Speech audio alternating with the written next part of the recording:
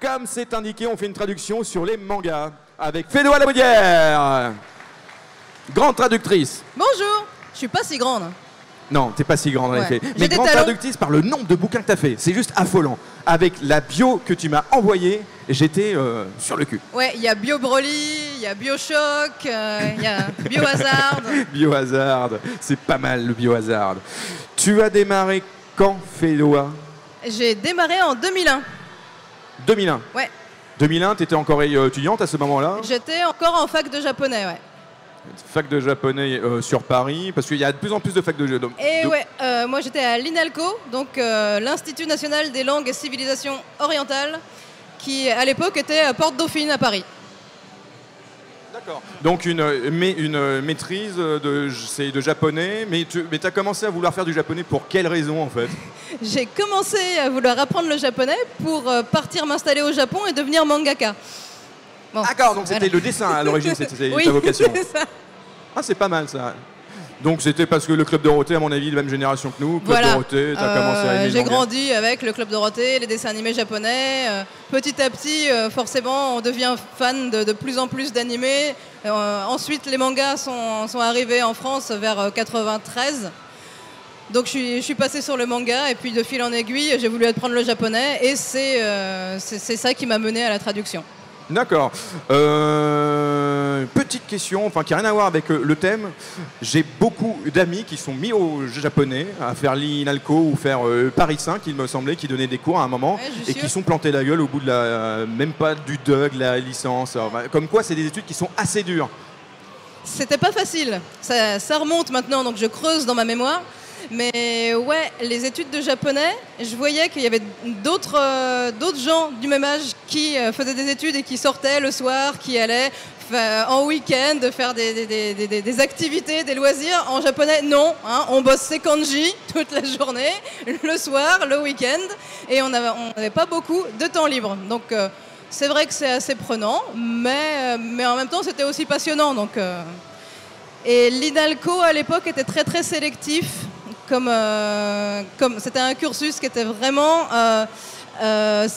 comment dire, on était 4000 au début de l'année et au fur et à mesure on était 500. J'ai l'impression de réciter un texte classique.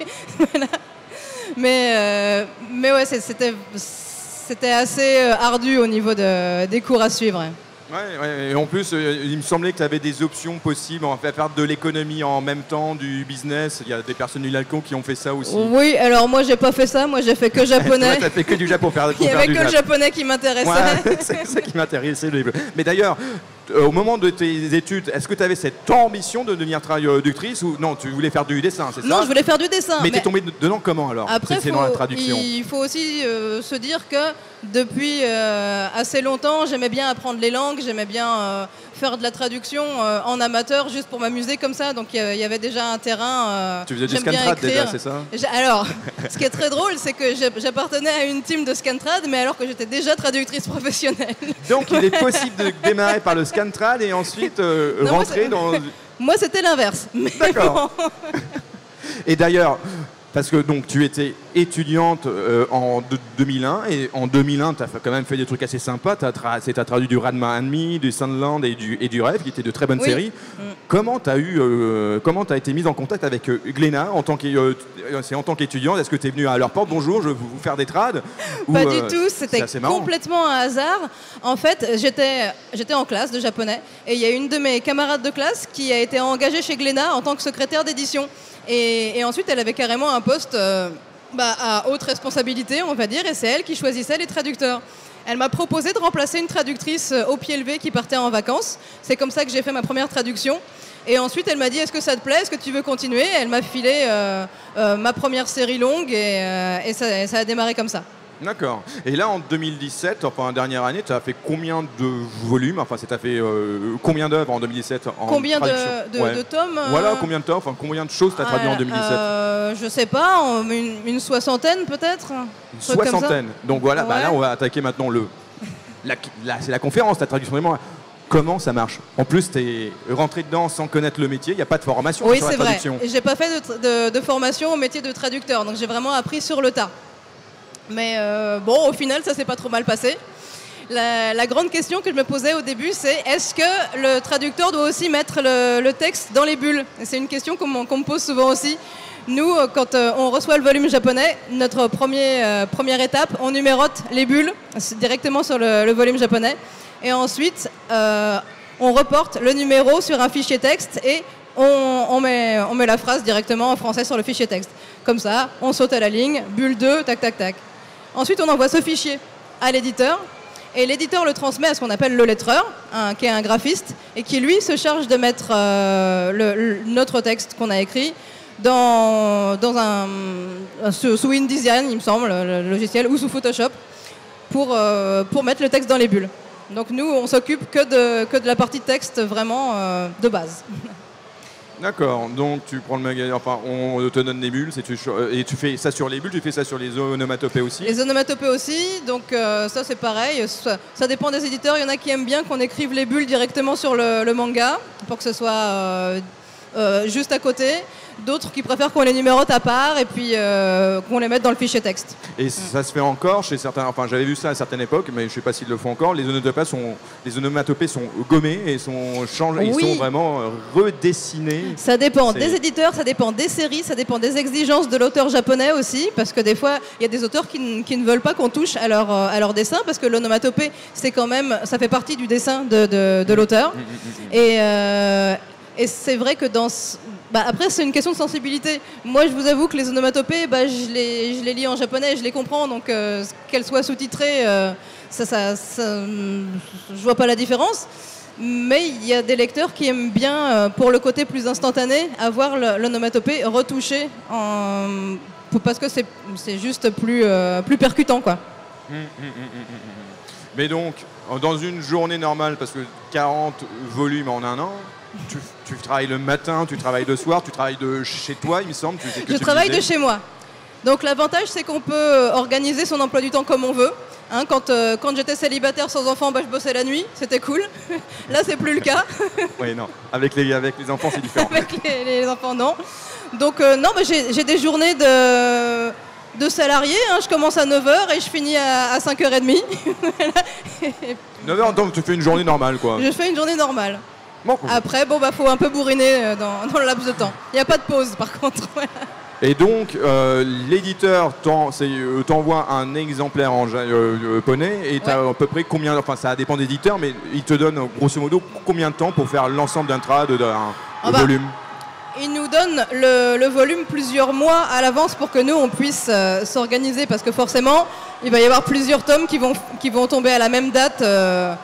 Donc c'est à nous ensuite de faire le rétro-planning et de se dire, bon, voilà, j'ai tant de tomes à sortir pour cette date-là, donc je vais cloisonner mes semaines.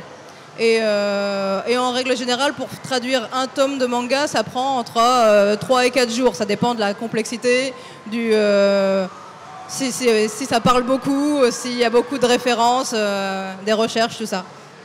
Oui, parce que toi, tu fais surtout du shonen, tu fais plus d'accord, tu fais surtout du shonen, donc plus de la fantasy peut-être, mais voilà. Mais je lisais sur ta bio, pas trop de choses où c'est vraiment très c'est vraiment c'est pas du Jésus et Bouddha où c'est que des blagues vraiment très japonaises, c'est très actuel, où à mon avis c'est très difficile à traduire derrière. C'est ce qu'il y a le plus difficile, c'est les mangas d'humour où il va falloir traduire des jeux de mots, il va falloir mettre des gags, parce que l'humour japonais n'est pas forcément le même que l'humour français, donc il faut trouver des équivalences et pas juste traduire littéralement ce qu'il y a écrit en japonais. On suit quand ça parle de bouffe avec des blagues, des jeux de mots sur la nourriture, on rentre sur des trucs... Là, je vois que je suis en train de faire la retraduction de Ranma 1,5, qui est un manga de gag où c'est de l'humour non-stop. Là, c'est vraiment de l'adaptation du début à la fin, parce qu'il faut que le texte soit parlant pour le lecteur français, faut que ce soit vivant. Donc si on s'arrête toutes les 2 cases avec une petite note, alors, il y a écrit ça en japonais, ça veut dire ça, forcément, le lecteur français, il va pas se marrer, quoi. Ça va pas être efficace. D'accord. Et quand tu rencontres au cours d'une traduction ce genre de difficulté, comment tu arrives à trouver c'est la solution, ou t'es pas fan de ton premier résultat, tu travailles ça comment? Parfois, il faut se creuser la tête pendant des jours. Alors on passe à autre chose, mais on garde en tâche de fond dans la tête et, bah, comment je vais traduire ce truc-là. Et oui, il m'est arrivé de passer une semaine entière en me disant bon bah il va falloir que je rende la traduction au tel jour et il faut que je trouve une solution. Jusqu'à maintenant, j'ai toujours trouvé, même le jour même, mais j'ai jamais rien laissé en suspens en disant ouais je suis pas convaincu de ça. Jusqu'à maintenant, voilà, je suis assez satisfaite des jeux de mots que j'ai mis. D'accord, mais en plus, il me semble que tu peux revenir ensuite sur même si y a plusieurs, c'est sur un seul le manga, il y a eu plusieurs retirages qui ont été faits, et tu peux revenir si tu peut-être. Et même avant ça, bon, ça dépend des éditeurs, mais souvent on m'envoie le PDF à relire avant le départ chez l'imprimeur. Donc entre le moment où je rends la traduction, que c'est lettré et que ça part chez l'imprimeur, il y a parfois plusieurs mois. Donc entre-temps, j'ai réussi à trouver d'autres idées. Et à ce moment-là, je peux modifier. Et oui, c'est vrai qu'ensuite, s'il y a des retirages, on peut corriger certaines erreurs qui sont passées à la trappe. Voilà. D'accord. Et le manga qui a été le plus compliqué à traduire, grosso modo? Le plus compliqué, c'était un manga qui est sorti chez Kyun. C'était un manga en 3 tomes qui s'appelait Kid I Luck. Et c'était l'histoire d'un voyou qui voulait se lancer dans les sketchs comiques.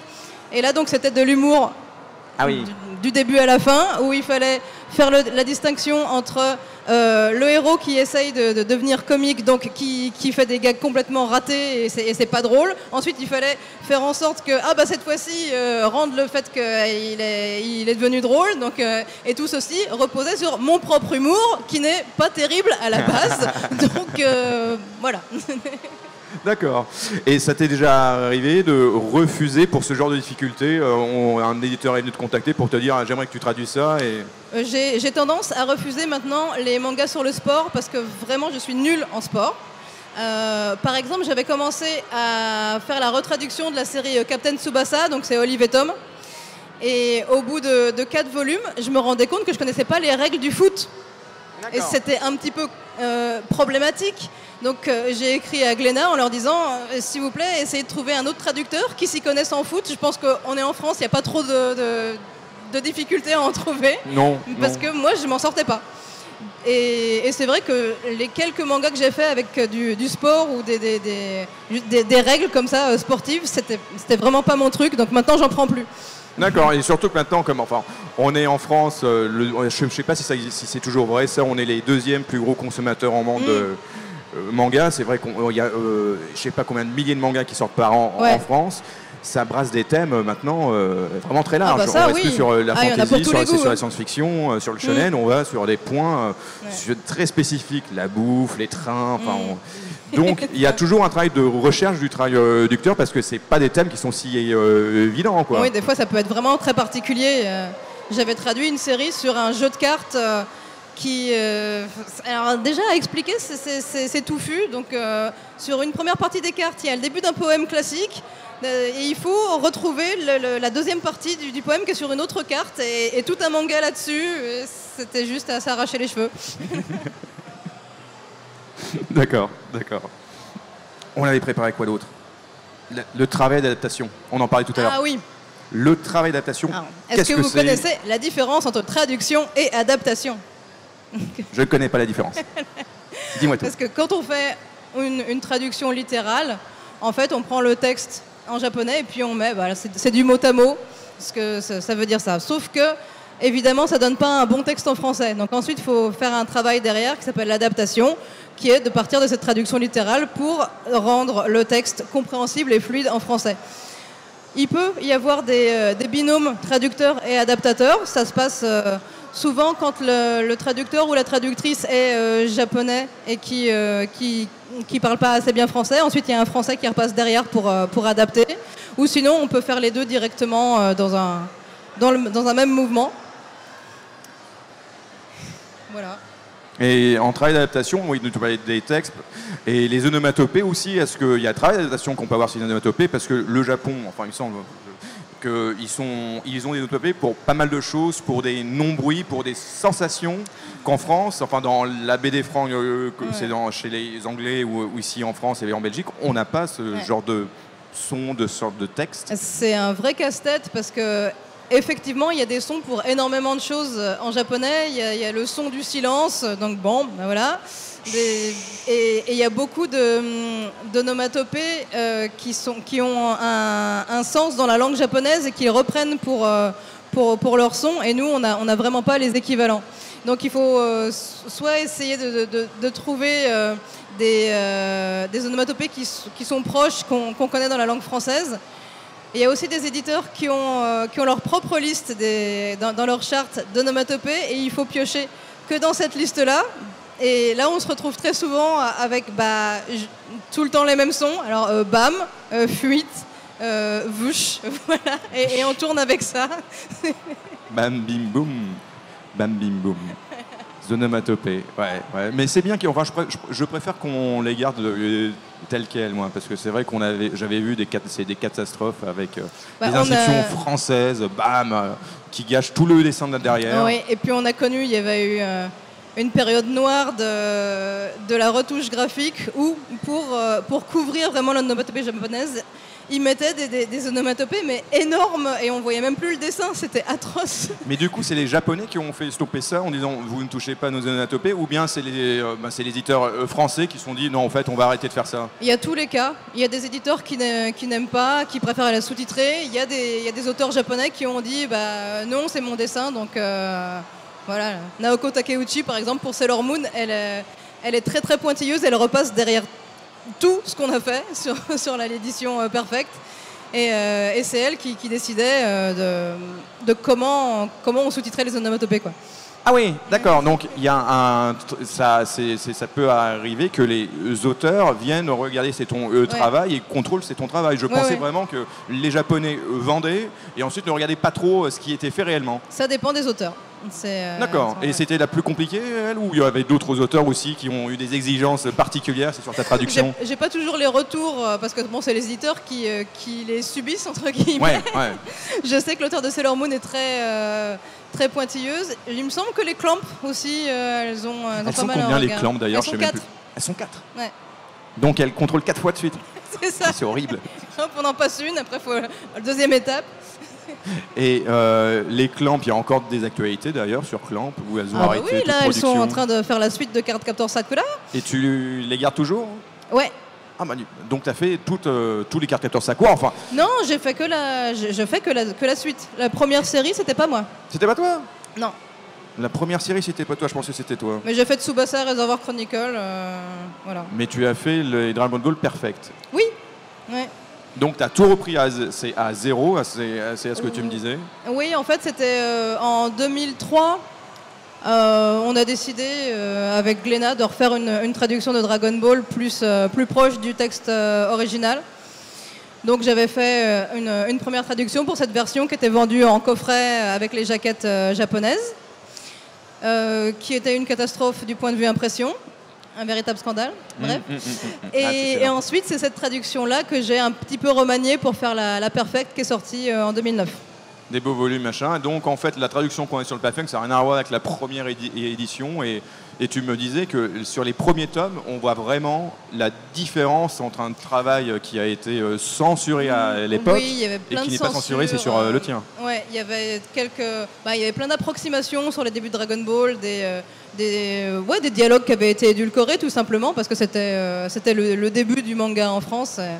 Et je trouvais que pour une œuvre comme Dragon Ball, c'était quand même important de proposer une traduction un petit peu plus proche du texte, quoi. Voilà. Et tu as pu rencontrer des auteurs grâce à ce travail ou pas? Oui, bien sûr. Ah. Quand les auteurs viennent en France, j'ai la chance que mes éditeurs me proposent soit de les rencontrer en dédicace, soit des fois on va même dîner ensemble, c'est génial. C'est chouette ça. Ouais. Donc j'ai rencontré comme ça l'auteur de Pandora Hearts, Jun Mochizuki, j'ai rencontré l'auteur de The Ancient Magus Bride, Kore Yamazaki, j'ai rencontré Ken Akamatsu, voilà, plein de... T'as rencontré du bon moment, mais Toriyama, impossible à sortir du Japon. Toriyama, personne ne le verra jamais. Il est toujours dans sa montagne, mais il est vraiment propriétaire de sa montagne en plus, il me semble. J'en sais rien. Moi j'ai entendu dire qu'il s'est acheté une montagne et qu'il est reclus dans sa montagne. On parlait des éditeurs, les contrats d'édition, comment ça se passe? T'es payé à la page, t'es payé à la case, t'es payé comment? Comment ça se vend, c'est ton travail? Ça dépend des éditeurs. La plupart du temps, on est payé au volume. Le tarif est fixe pour un volume donné. Sinon, on peut être payé à la page, c'est-à-dire que voilà, le tarif varie selon si le volume est plus ou moins épais. On peut être payé au feuillet, c'est-à-dire un feuillet, c'est un ensemble de 1500 signes. Et à partir de là, on le multiplie par un tarif et ça nous donne le prix final. Et il faut savoir aussi que les traducteurs sont des auteurs, donc on touche des droits d'auteur sur nos traductions. Donc on touche un petit pourcentage à chaque volume qui se vend. Voilà. Donc chaque année, enfin tant que c'était édité, tu touches les droits d'auteur, c'est de la part, c'est des éditeurs. Oui. Voilà. Il dit voilà, il y a eu tant de ventes, vous avez droit. Ils doivent nous rendre au moins une fois par an ce qu'on appelle la reddition des comptes, c'est-à-dire c'est le nombre de volumes qui a été vendu et puis la somme correspondante qu'on doit toucher, c'est-à-dire la plupart du temps 0 parce qu'on touche vraiment un tout petit pourcentage. Ouais. Mais un voilà, petit pourcentage de quelque chose, ça reste quelque chose quand même. Disons que j'ai touché des droits d'auteur sur Dragon Ball Super. C'est le seul truc qui m'a rapporté jusqu'à maintenant. Ah, c'est pas mal, c'est pas mal. Alors, y a-t-il des questions du public? On a à peu près 5 minutes pour avoir maintenant des questions du public. N'hésitez pas à lever la main, je vois 2, 3. Le staff micro boy, merci à toi. Bonjour. Qu'est-ce qui vous plaît le plus dans votre métier? Alors, ce qui me plaît le plus, c'est de passer ma journée avec des personnages de manga. Ça, c'est vraiment génial. Et puis, alors j'aime bien écrire aussi à la base, donc j'aime beaucoup faire parler les personnages avec mes mots et aussi pour pouvoir coller au registre de langage de chacun des personnages et faire en sorte que les dialogues soient le plus fluides, le plus vivant possible. Ça, c'est vraiment chouette. Voilà. Merci. Non, prie. Merci pour ta question. On a une autre personne à côté. Personne caméra. Monsieur caméra. Monsieur Michael. Un fan. Bonjour. Coucou. Est-ce qu'il t'arrive de proposer des mangas à traduire aux éditeurs? Ah, ça m'est arrivé une fois. Je sais qu'il y a des traducteurs qui le font, mais c'est plutôt les traducteurs qui vivent au Japon qui sont très au courant de ce qui se passe et ce qui marche là-bas. Moi, ça fait très longtemps que je ne suis plus allée, donc je ne suis pas du tout à la page. Donc c'est vrai que je ne vais pas jusqu'à proposer des titres, mais je l'ai fait une seule fois. J'avais tanné, c'était Taifu Comics à l'époque pour qu'ils sortent un boys love qui s'appelle Gravitation, qui fait partie de mes séries préférées. Et du coup, je les ai tannés, et puis j'ai fait la traduction dans la foulée. Voilà. D'accord. Merci pour la question. On a une personne là-bas. Il y a encore d'autres personnes dans le coin? Oui, on a toi. On aura le monsieur avec la canne. Monsieur avec le chapeau. Bonjour, monsieur ou madame. Fantomas. Bonjour. Bonjour. Bonjour, là.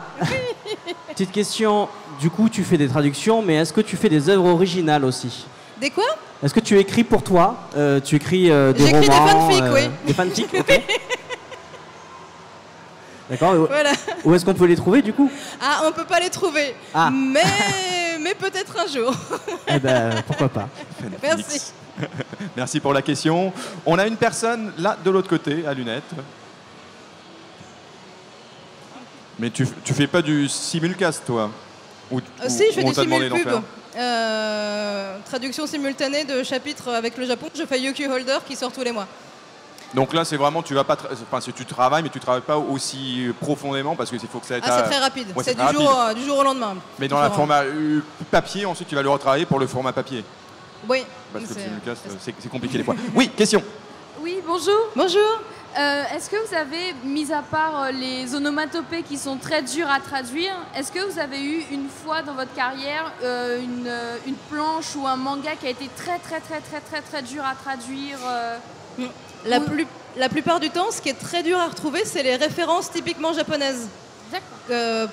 Par exemple, une référence à une émission de télé qu'on va pas forcément connaître en France, et il va falloir rechercher ce que c'est parce qu'il y a un gag à partir de ça. Et heureusement, Google est votre ami parce que sinon, c'est juste impossible. Et ensuite, il faut trouver l'équivalence pour que ça donne la même impression au lecteur français. Donc, c'est les références qui sont les plus difficiles à retrouver. Mais voilà. justement, ça vous arrive par exemple pour l'adaptation, traduction-adaptation, d'essayer de chercher des équivalents en France, enfin des émissions françaises Alors j'évite parce que c'est assez mal vu de mettre vraiment des choses typiquement franco-françaises. J'essaie de trouver un équivalent mais un peu plus international pour qu'on ait quand même le même... surtout quand c'est un gag ou que ça touche à l'humour, il faut que ce soit immédiat. Donc voilà, par exemple, quand un japonais va nous dire ah c'est pour telle ou telle émission, on va mettre ah c'est pour une caméra cachée, voilà, ce genre de choses. D'accord. D'accord. Oui. Par contre, il faut qu'on passe, il faut qu'on enchaîne. Je suis désolé. Mais on peut le faire très rapidement. Très rapidement. Question courte, réponse courte si c'est possible. Excusez-moi, parce qu'on doit enchaîner sur le groupe derrière. Bonjour Fédoua. Bonjour. Une question, vu que tu travailles sur des séries comme Dragon Ball, est-ce que certaines traductions, des fois, sont remises en question par des fans qui trouvent le ton pas très juste? Et comment tu le vis et est-ce que tu le prends en compte pour les volumes suivants? Bah oui, maintenant, avec les réseaux sociaux, j'ai beaucoup de retours de la part de lecteurs, ce que je n'avais pas quand je travaillais sur la première version de Dragon Ball. Donc pour Dragon Ball Super, j'ai des gens qui me contactent et qui me disent « Ah oui, tiens, pourquoi t'as mis ça là? Pourquoi ?» et il arrive qu'on en discute. Et eux, ils me donnent leur point de vue. Moi, je leur donne mon point de vue aussi. Quand je trouve que leurs arguments se défendent et leur point de vue est intéressant, j'en prends en compte pour la suite. Oui. Merci, voilà, c'était la fin de la conférence sur la traduction. On peut applaudir bien fort Fédoua Lamodière pour sa participation. Merci Fédoua. Merci à vous. J'espère que le public a bien apprécié. Ils ont pu avoir... oui, je vois que les gens ont bien apprécié. Merci pour tout, c'était la conférence. Et là, on va enchaîner sur un concert, il me semble, c'est ça? Un concert. Concert de rock. Merci Paris Manga 2018.